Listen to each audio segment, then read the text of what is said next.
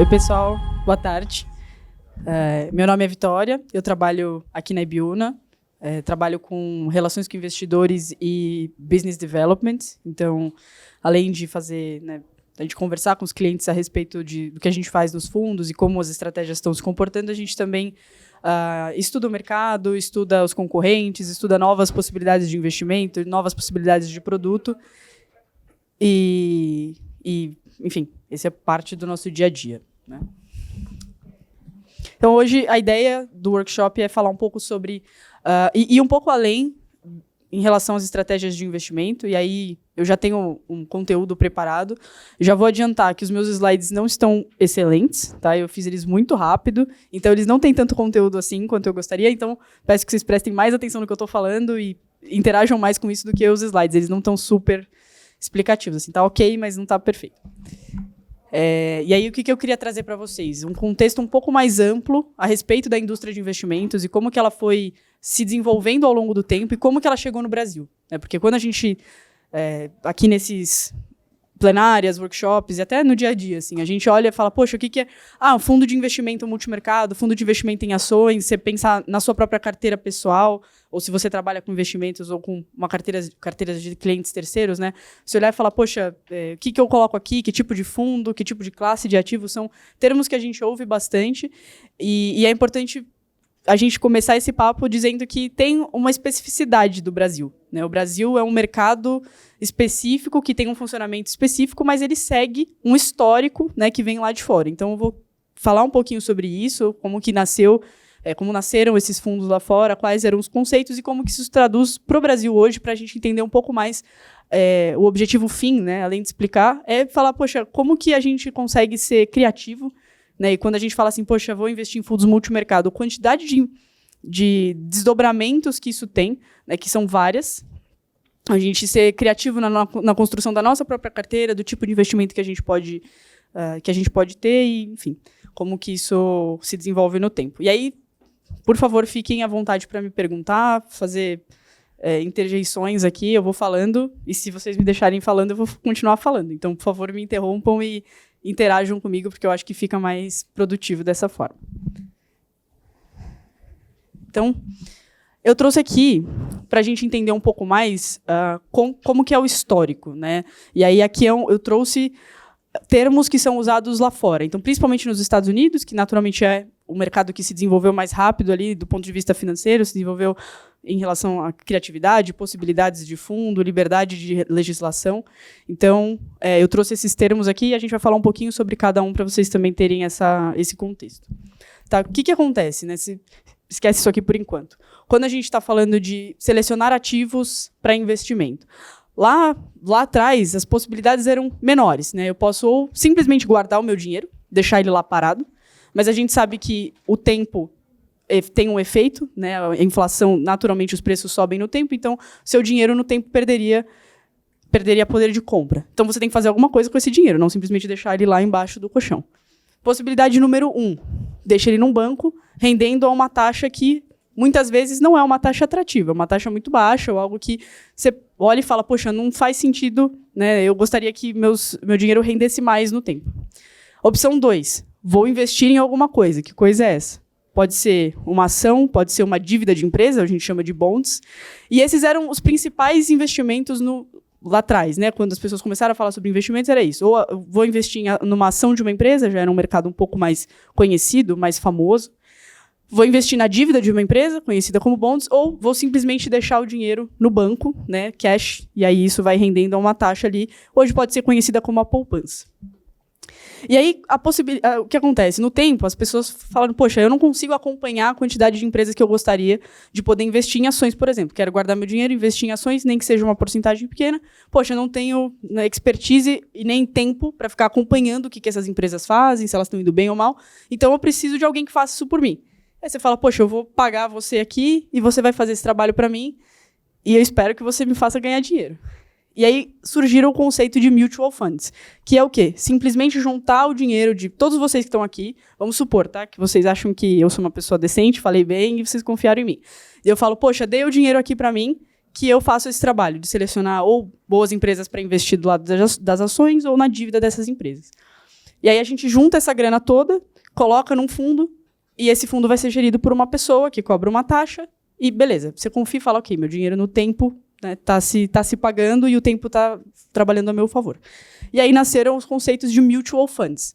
Esses mutual funds, eles existem até hoje, tá? E são mais focados em ativos tanto de ações quanto de bonds, e eles têm um objetivo de ser um pouco mais seguros. Então, assim, não é um fundo que você vai colocar na sua carteira para ser extremamente agressivo, te trazer um retorno muito avançado, realmente ter ganho de capital. É realmente só para você colocar seu dinheiro lá, investir e ficar tranquilo. No tempo, né, esses mutual funds foram se desenvolvendo e as estratégias possíveis dentro deles começaram a ficar um pouco mais criativas.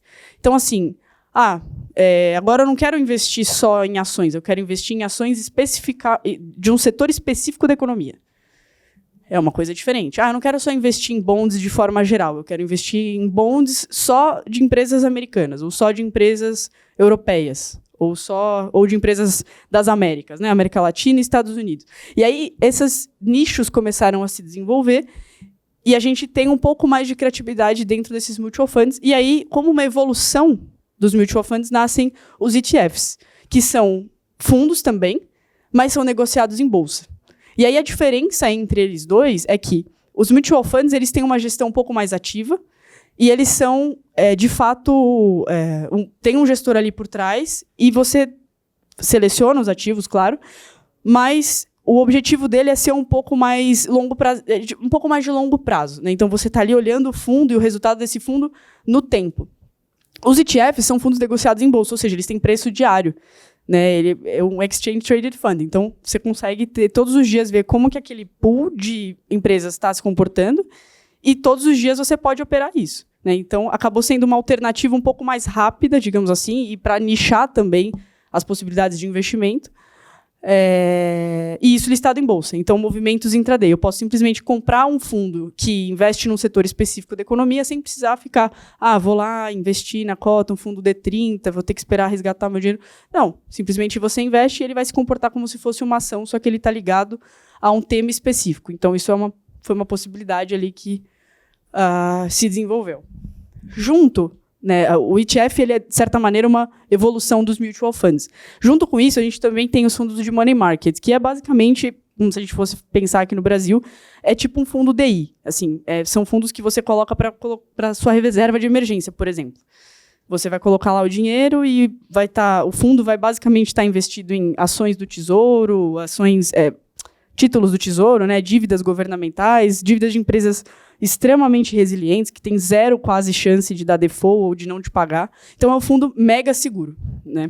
E aí, por que eu estou trazendo esses conceitos para vocês? Porque a ideia é explicar como que foi a evolução. Né? Então, lá atrás, a ideia de, preciso ter um investimento na minha carteira que seja interessante no longo prazo, e isso migrou para, eu não quero ter uma ação ou eu ficar acompanhando, quero ter um pool de empresas ou dívidas, enfim, um pool de ativos ali que realmente vai me dar um valor no tempo, e isso gerido por uma pessoa que tem essa expertise. E aí, essas estratégias, no tempo, evoluíram para o que hoje a gente conhece como hedge funds.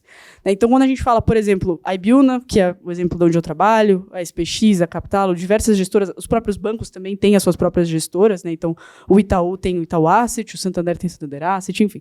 Então, todo mundo tem gestão. A gente está falando aqui no Brasil de um universo de hedge funds, que nada mais é do que uma evolução na complexidade das estratégias que nasceram nesse ambiente aqui. Então, assim, eu não quero mais só investir em ações, eu quero conseguir extrair valor relativo dessas ações, eu quero conseguir fazer estratégias alavancadas, quero conseguir fazer long and short. Não sei se todo mundo está familiarizado com esse termo. Depois eu explico um pouco mais. Mas é importante dizer que essa evolução aconteceu no tempo e o que hoje a gente entende aqui no Brasil como fundo multimercado, fundo de ações, etc., lá fora, né, tem todas essas caixinhas aqui, e hoje a gente tem uma especificidade maior. Então, vou trazer a tradução para cá, né? Dar um pouco de exemplo. Os mutual funds, por exemplo, hoje, aqui no Brasil, todos os nossos fundos são considerados mutual funds. Em tese, assim, o que eu falei, eu acho que eu confundi vocês.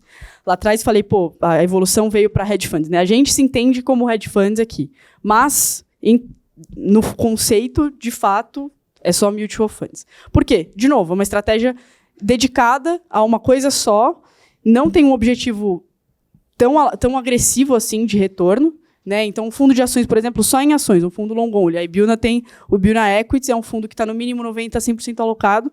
Esse é um fundo, é um mutual fund. O objetivo dele é estar sempre investido em ações e de gerar valor no tempo, com uma análise fundamentalista ali por trás, tese de investimento nas empresas, mas esse é o objetivo do fundo. Um fundo de renda fixa, também um fundo de crédito, por exemplo. A Ibiúna também tem um fundo de crédito. Então, o pessoal analisa lá a parte da dívida das empresas, investe, é um exemplo de mutual fund. E aqui dentro de fundos multimercado, a gente vai entrar num vórtex gigantesco, porque hoje no Brasil um monte de coisa está enquadrada como multimercado, mas em tese também é um mutual fund. Aqui dentro de ETFs, a gente tem exemplos, por exemplo, ETFs de ações, ETFs de commodities. Então, é um ativo tradado em bolsa, é um fundo tradado em bolsa, né, negociado, desculpa, que vai operar só commodities. Então, se eu quero ter uma exposição a commodities na minha carteira, eu posso estar comprado num ETF e eu tenho a liberdade de comprar e vender esse negócio todos os dias, que é uma coisa que a gente valoriza, né? Você não precisa estar lá investido num fundo que, sei lá, pode não dar certo, você não conhece a gestão, vai pagar um pouco mais caro, 2,20, então faz mais sentido talvez você colocar num ETF. ETFs de moedas, então exposição a moedas de países específicos. Aqui a gente entra, eu coloquei termos de lá de fora, tá? Isso aqui é money market funds, tá? De governo, então basicamente são fundos que hoje seriam um fundo DI, por exemplo. Você abre lá seu banco, provavelmente tem um fundo DI lá para você investir, e dentro desse fundo só tem títulos do governo, por exemplo, que é basicamente o que tem nesses aqui. E aí dentro de hedge funds, que vai ser a evolução de todas essas estratégias, a gente tem hedge fund macro global, hedge fund de ações, hedge de valor relativo, hedge funds ativistas, então gestores que de fato se envolvem nas empresas que eles investem. A gente, por exemplo, na Ibiúna, a gente não faz isso. A gente tem fundos de ações ali, o pessoal analisa as ações, entra nas empresas, a gente compra, né, ações das empresas, mas a gente não se envolve na gestão delas. Tipo, eu vou simplesmente analisar o quão bem ou mal essa empresa está se comportando, mas eu não vou me envolver no management. Tem empresa que faz o contrário. O cara fala, pô, já estou te dando dinheiro, então eu vou aí te ajudar porque eu acho que eu tenho boas ideias e vou aí te ajudar a gerir sua empresa. E aí, no tempo, a ideia é que essa empresa realmente tenha sucesso, e como o fundo entrou investindo, né, tem um percentual ali da empresa, ele também ganhou dinheiro nisso. Então, tem fundos que são voltados para isso. E aí, como que isso se traduz para a gente falar um pouco de carteira, né?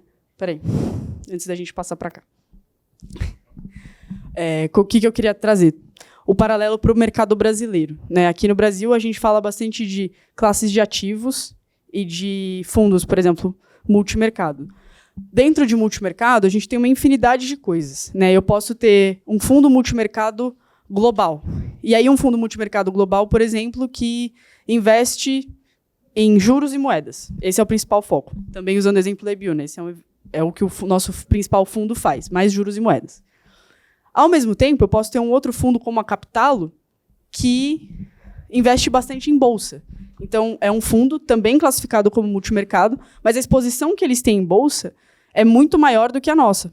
Então, em tese, se você colocar a Ibiúna e a Capitalo na sua carteira, você tem 2 fundos multimercado que têm estratégias diferentes, que são descorrelacionadas. Claro, em algum momento do tempo elas vão caminhar bastante juntas, mas você está compondo a sua carteira com gestores que fazem coisas diferentes, apesar de, dentro da classe de ativo, isso está classificado como multimercado. Então, se você for pensar ali em proporção, vou colocar 30% do meu dinheiro em multimercado. Desses 30%, essa quebra pode ser criativa, né? Você pode investir em gestores que são complementares entre si, justamente por conta de toda essa flexibilidade aqui que a gente tem, né? Isso daqui, do Money Markets, ETF, Mutual Funds, o objetivo deles é te dar um retorno, mas assim, vai ser um pouco mais estável, vai ser uma coisa que é mais segura. Então faz sentido você ter esse tipo de fundo na sua carteira se você estiver pensando em investir em coisas mais, assim, eu não tenho um apetite de risco tão grande. Quando a gente vem aqui para hedge funds, você tem uma infinidade de possibilidades, né? E aí entra essas diferenças e essas complementaridades que eu falei. tem um ponto importante aqui. Nos Estados Unidos, os hedge funds eles são bastante limitados do ponto de vista de investimento, para investimento mínimo ou para o tipo de investidor que entra nesse fundo, né? Lá é bastante nichado, então você tem que declarar que tem, sei lá, quantos milhões de dólares em patrimônio líquido, e assim, você tem que ser um investidor qualificado para entrar em hedge funds, porque o contexto, a ideia é que por trás disso só tem investidores que realmente entendem, né, o que está acontecendo. Não realmente entendem, porque é difícil, é bem complexo, mas assim, que estão dispostos a pagar pelo risco que eles estão tomando. Né? Então, eu quero um fundo dentro da minha carteira que pode me dar 30% ao ano. Legal, mas isso não quer dizer que ele vai gradativamente todos os dias te dando um pouquinho até chegar nos 30%, que significa que esse fundo vai chacoalhar bastante, porque ele vai investir em coisas malucas, sei lá, por exemplo, um fundo voltado só para commodities, que só opera de fato, né? Ou empresas, ou então o commodities em si, é extremamente volátil, o preço do petróleo é maluco, ouro também é maluco, minério, enfim, são coisas que são muito voláteis e você tem que estar disposto a segurar, olhar a sua carteira, sei lá, um dia, às vezes, 5% negativo o seu investimento. Você tem que olhar isso e falar, tudo bem, eu tô confortável com isso. Né? Então, assim, lá fora existem esses nichos específicos, então quem investe em hedge funds, na verdade, são investidores bastante qualificados, e por isso que aqui no Brasil é considerado que não existem hedge funds, porque o acesso que a gente dá no mundo de assets, né, o acesso que ele dá para o público em geral é amplo. Então, qualquer pessoa hoje pode investir na Ibiúna, você não precisa ser um cara milionário ou um investidor qualificado, você pode simplesmente abrir a plataforma lá da XP e investir com a gente, tem fundo até de R$500. Então, essa diferença de público faz com que, por definição, né, por conceito, a gente diga no Brasil que, na verdade, só tem mutual funds, mas dentro do nosso bolo aqui, do nosso contexto, a gente pode dizer que, na verdade, são hedge funds. E aí, o que eu queria trazer? Assim, quando a gente estiver pensando em incluir na nossa carteira ou na carteira de um cliente, enfim, ou o que a gente deve considerar, né, dado que a gente tem todo esse contexto, a gente tem todo esse mundo de possibilidades, né, o Brasil ainda está se desenvolvendo bastante, tanto do ponto de vista de ativos, quanto do ponto de vista de estratégias, mas o que a gente tem que pensar na hora de colocar um fundo na nossa carteira e qual que é a amplitude que a gente pode chegar. Né? A minha provocação aqui é sempre que a gente seja criativo. Então, a primeira coisa aqui, eu tinha até pensado de colocar uns sites de gestora, mas não sei se a gente vai conseguir. Eu não queria mexer também, eu não sou boa com essas coisas de tecnologia. Então, assim, a primeira coisa que a gente precisa analisar é a gestão. Né? Então, quando você estiver pensando em colocar, vamos lá, vou montar minha carteira aqui, eu sei que eu tenho um objetivo, né, de investimento.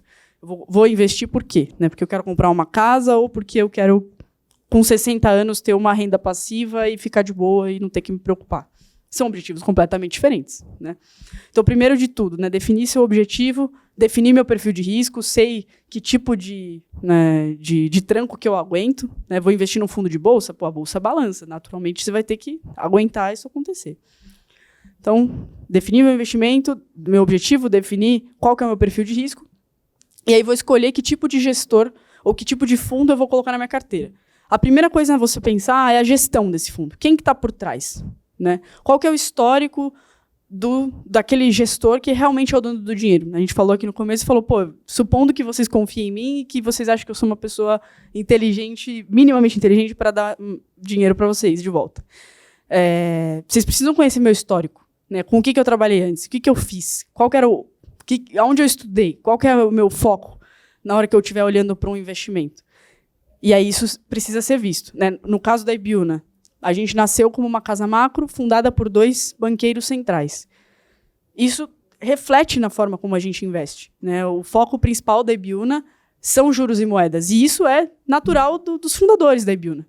Então, assim, uma casa que foi fundada por um gestor que tem um background em commodities, por exemplo, provavelmente vai ter um peso nessa classe de ativos maior. Então, por isso é importante sempre conhecer a gestão e qual que é o diferencial dessa gestora. Né? Foi o que eu falei, eu adoro, estou falando da Ibiúna muito porque é o meu contexto, mas assim, eu acho muito legal o mundo de juros e moedas, mas eu sei que a gente está mais restrito a isso. Esse é o nosso mundo mesmo. A gente opera, de fato, o que está muito ligado à política monetária. E tudo bem.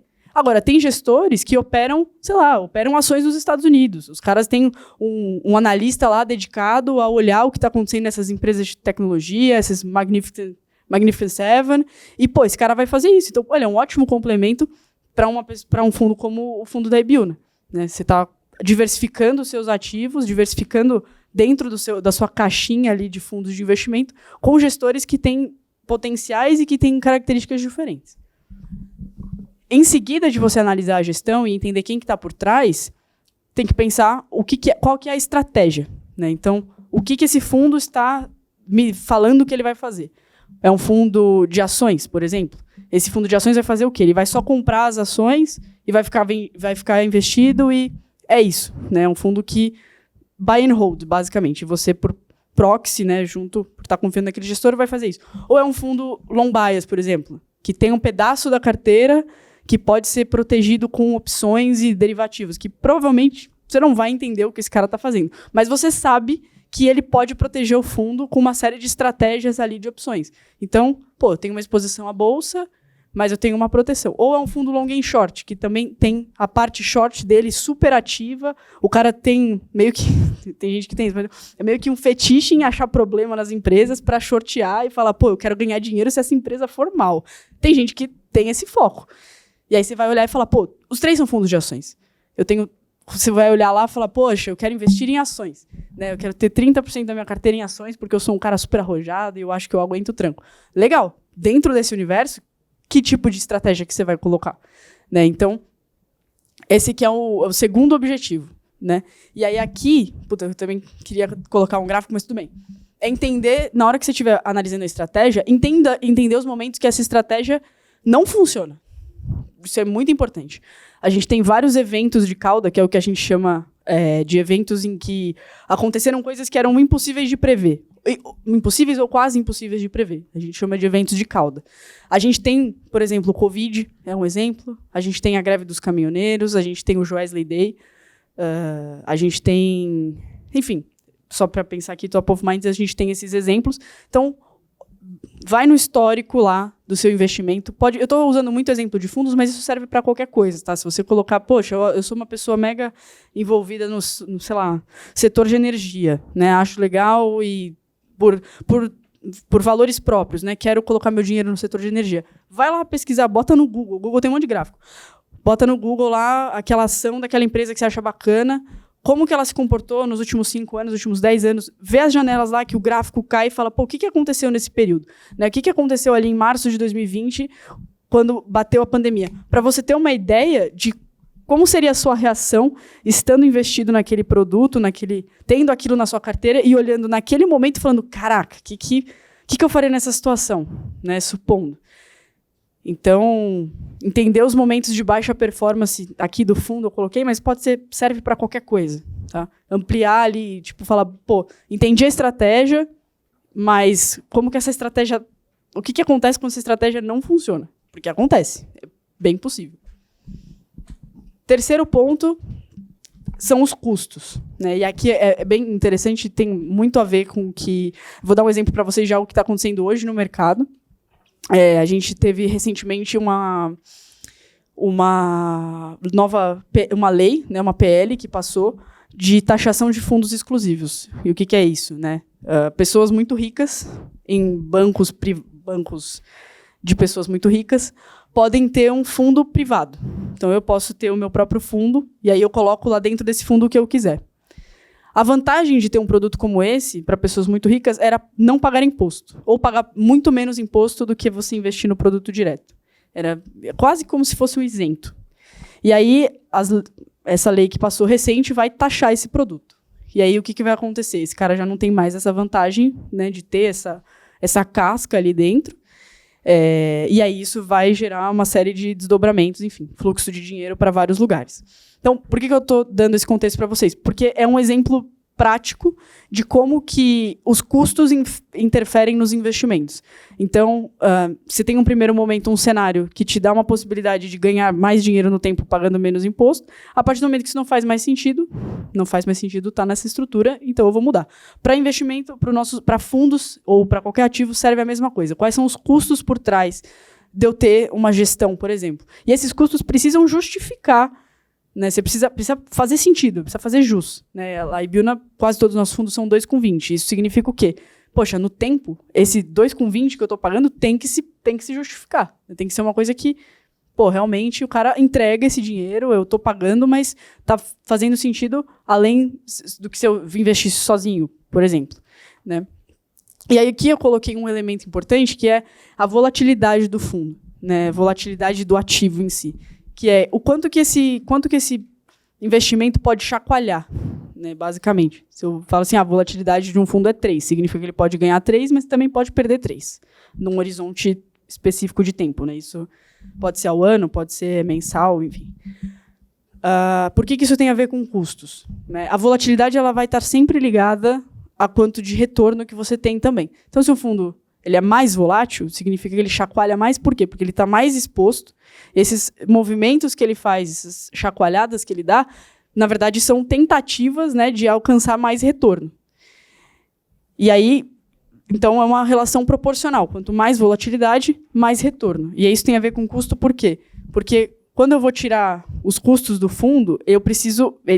vamos lá, vamos supor que o fundo cobra 2,20. A volatilidade desse fundo é 2. Então, ele te deu um retorno de 2%. Vou fazer uma conta muito de padeiro aqui, tá? Não é isso. Mas significa o quê? Se o cara me deu um retorno de 2% e o custo é 2%, eu ganhei 0. Né? E aí, por que é importante um fundo mais volátil? Porque se o cara te dá, ou a mulher, né, te dá uma volatilidade maior, vai te dar um retorno maior, na hora que você tirar esse custo, ele representa menos na proporção dos seus ganhos. E aí, a minha recomendação aqui é sempre você priorizar ativos de maior volatilidade. Claro, dentro da sua caixinha que comporta isso, né? Voltando lá. Qual que é o seu objetivo e qual que é o seu perfil de risco. Seu perfil de risco é ter 80% em coisas conservadoras, dentro das outras 20%, que você vai ser um pouco mais apimentado, você coloca um fundo de mais volatilidade. Então, explicando aqui, né? Vocês vão pesquisar uma gestora, vão tentar entender fundos fundos de ações, fundos multimercado, fundos de câmbio, não sei o quê. Minha recomendação, escolham sempre os fundos de maior volatilidade. Claro, olha o histórico, vai entender quem é o gestor, qual que é a estratégia, quais são os momentos que essa volatilidade vai para baixo, né? Então, tem fundo... Vou dar um exemplo. A SPX tem fundos, dentro da classe de multimercados, eles têm um fundo que é bem agressivo. Ele é desenhado para ter uma estratégia um pouco mais próxima do que a gente está falando dos Estados Unidos. Eles são um pouco mais globais, eles têm escritório fora do Brasil, então eles gostam de vender esse fundo como, isso aqui é um hedge fund global para gringo investir. Os caras têm, sei lá, um target de volatilidade de mais de 20%. Ano passado, eles foram bem mal. Ano passado, eles, sei lá, perderam 15% no ano, eu acho. Isso é bem relevante. Então, para uma pessoa que está fazendo esse tipo de investimento, olhando e falando, poxa, eu quero investir nesse gestor, eu acho ele bom, eu vou escolher um fundo de alta volatilidade porque eu quero ganhar capital no tempo, isso pode acontecer. Então, é uma coisa importante dizer. Dentro dessa, tem que analisar, assim, mas eu recomendo que a gente sempre escolha o mais agressivo. E aí, por fim, a gente avaliar os impostos. E aí, aqui é muito específico do Brasil, tá? O Brasil tem investimentos diferentes que têm impostos diferentes. Então, um outro exemplo importante para a gente trazer para a nossa realidade também. Nos últimos 2 anos, mais ou menos, nos últimos 2 anos, não. A taxa de juros brasileira tem subido gradativamente desde meados da pandemia. A inflação foi muito alta, a nossa taxa de juros subiu junto com a taxa de juros do mundo. Isso fez com que investimentos de maior risco ficassem menos atrativos, porque você tem o governo te pagando 13% ao ano, não tem para que você colocar seu dinheiro numa coisa mais arriscada. E aí, por que eu estou falando isso, né? Os investidores começaram a olhar e falar, poxa, eu vou colocar meu dinheiro em ativos que sejam mais seguros, né, que eu não precise ficar pagando tantas taxas e custos e me expondo a estratégias, né, mais arriscadas. E aqui no Brasil a gente tem possibilidade para isso. Aqui no Brasil você tem fundos que são isentos, por exemplo. Tem fundos de debênture incentivada que você paga 0 de imposto. Diferente de um fundo, por exemplo, como o que eu comentei, ou da Ibiúna, da SPX, da Capital, que você vai pagar os custos da gestão, depois você vai pagar um imposto em cima desse fundo. E aí, depois disso tudo, você tem que olhar e falar, valeu a pena ter investido aqui. Então, por isso que é importante sempre, né, fazer esse estudo. Mas tem outras estratégias que você também consegue colocar na sua carteira que tem uma vantagem, uma eficiência tributária, de fato. Se você você pode colocar seu dinheiro no fundo, você não paga nada de imposto. Isso é bem legal. Então, você vai pagar os custos da gestão desse fundo, naturalmente, mas tem menos imposto. No Brasil, fundos de ações também pagam... Aqui, a diferença, né? A gente tem fundos isentos, fundos de ações pagam menos imposto também. Pagam menos imposto, né? Você paga só quando você resgatar 15%, diferente de fundos multimercado, por exemplo, que você tem o come cotas. A cada 6 meses, o governo vai lá e tira um pedaço do seu investimento. Por que isso é importante? Porque no tempo, né, o valor que está sendo multiplicado pela taxa que você está ganhando, ela é menor. Né? Se você mantém o mesmo capital lá e esse capital só vai crescendo no tempo e lá na frente você paga o imposto, o tempo te ajuda. Você acaba não... O montante que você tem de dinheiro e o tempo acumulados são bastante positivos para o seu investimento. Quando você tem o come cotas, esse dinheiro que você tem acumulado no tempo ele é um pouco menor. Então, claro, você vai continuar ganhando dinheiro, mas o imposto tem um impacto aqui. Então, por isso que é importante sempre analisar e olhar e falar, poxa, como que as eficiências tributárias que o mercado brasileiro tem me permitem ser também criativo nas minhas estratégias de carteira e alavancar ainda mais os meus ganhos, né? Porque não é só ganhar o dinheiro ou não perder, né? Também ser mais inteligente e mais criativo te alavanca. Bom, era isso, de forma geral, que eu queria passar para vocês, trazer esse panorama lá de fora, traduzir ele para o Brasil, espero que eu tenha me feito clara. E queria abrir para perguntas, abrir para comentários, enfim. Não sei se alguém tem alguma coisa a perguntar, dizer. O hedge, você falou que ele é uma estratégia extremamente de risco alto nos Estados Unidos aqui. Hedge funds, né? Mas não tem uma estratégia de hedge que é usada para proteção do capital também? Que é uma diversificação assim, que você usa para se proteger contra uma possível queda? Boa pergunta. E é uma pergunta, é um conceito que confunde mesmo. O hedge, por definição, é proteção, de fato. E aí, o que dentro de hedge funds, na verdade, são estratégias que usam de hedge dentro deles para compor todo o portfólio. Então, eles usam dessa estratégia para equilibrar, por exemplo, a diversificação ou a exposição de riscos a determinados mercados. Vou te dar um exemplo.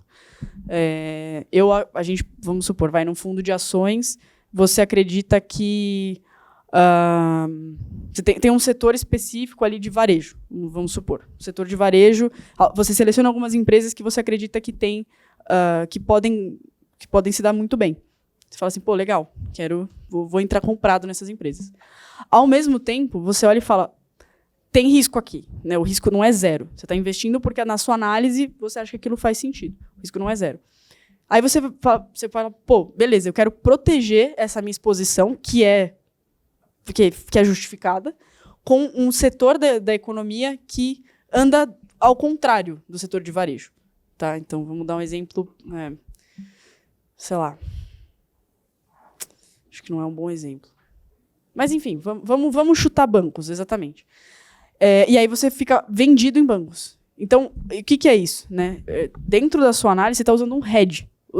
Investir de forma mais conjunta no setor de varejo e ficar vendido no setor bancário, supondo que isso faça sentido, você está protegendo a sua exposição da sua análise do que você quer investir com essa estratégia. Então, na verdade, é uma estratégia de hedge que entra dentro de um bolo maior.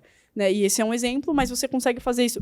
Dentro de um mesmo fundo, você pode fazer varejo versus bancos, empresas de healthcare versus empresas de mineração, X. Estou usando, né, exemplos aqui elucidativos. Empresas ligadas ao setor de commodities versus empresas ligadas ao setor de energia, digamos. Então, assim, você consegue usar de estratégias de hedge dentro de um mesmo fundo que tem várias estratégias para proteger as suas exposições. Mas isso não significa que o fundo em si é um fundo para te proteger. Na verdade, é que dentro desse fundo você usa estratégias de proteção e, às vezes, até como alavancagem. Né? Tipo, no nosso exemplo hipotético aqui, se o setor de varejo for muito bem e o setor de bancário for muito mal, você ganhou dinheiro nas duas pontas. Então, é um hedge, mas que é um hedge que também pode te dar dinheiro. É uma coisa positiva. Né? Mais perguntas?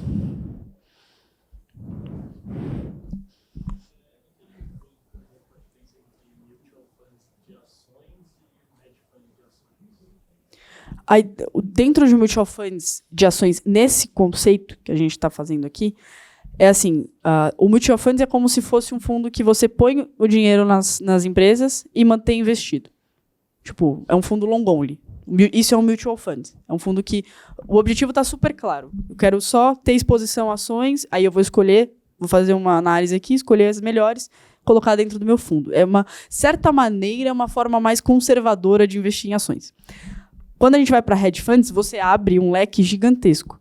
Aí aqui eu falo, quero ter investimentos em ações, mas um exemplo é o long and short, que a gente falou aqui. Dentro dessa estratégia, eu quero fazer long algumas empresas, short outras. Então, eu vou entrar dentro do setor de varejo, de novo. Vou comprar lojas Renner e vender Magazine Luiza. Dentro desse spread, você está ganhando dinheiro. E aí você faz isso dentro de todos os setores da economia. Você concorda que é muito mais complexo do que simplesmente selecionar 10 empresas que eu gosto e botar meu dinheiro lá? Então, a diferença fundamental é o nível de complexidade e a flexibilidade que você tem dentro das estratégias. E aí um ponto importante também é a legislação. Como o universo de hedge funds ele é muito amplo, a legislação é baixíssima lá fora. Tanto que aqui no Brasil é até mais, tá? Aqui a gente é mega regulado pela CVM, a Anbima, que é uma agência autorreguladora. A gente é muito mais transparente do que lá fora. Lá fora o cara fala, dá seu dinheiro aí, você não sabe se o cara tá investindo em, sei lá, qualquer coisa, criptomoeda da Uganda, não sei. Tem gente que faz esse tipo de coisa. E eles estão, nem aí, assim, só confia na minha gestão e acabou. Então, o universo de hedge funds é mais amplo. Ele te dá mais possibilidades de estratégia. Outro exemplo,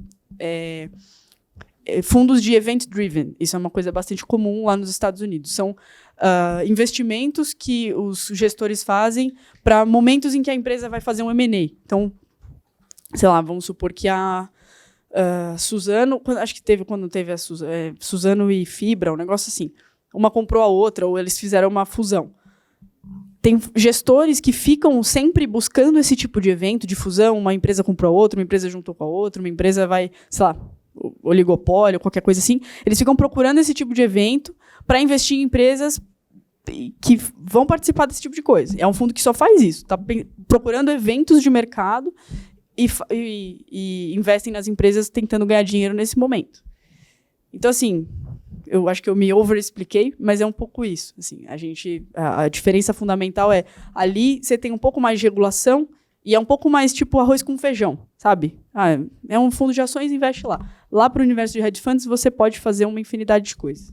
Tem vários tipos de complexidade de estratégias e o objetivo é ter mais ganho, né? Ser mais arriscado.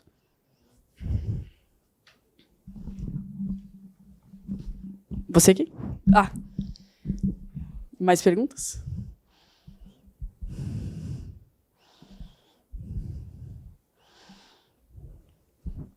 Eu não tenho mais nada para falar.